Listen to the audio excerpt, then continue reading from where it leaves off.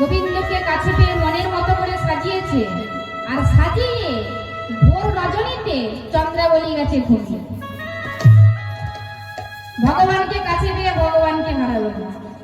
আর যখনই চন্দ্রাবলী ঘুমিয়ে গেছে, গোবিন্দ মনে মনে ভাবছে যে এই সুযোগে আমাকে রাধার কুঞ্জে যেতে হবে, এই সুযোগে আমাকে রাধার কুঞ্জে যেতে হবে। তাই এখানে পদকর্তা কত সুন্দর কথা বলছে দেখি। পদকর্তা কি বলছে?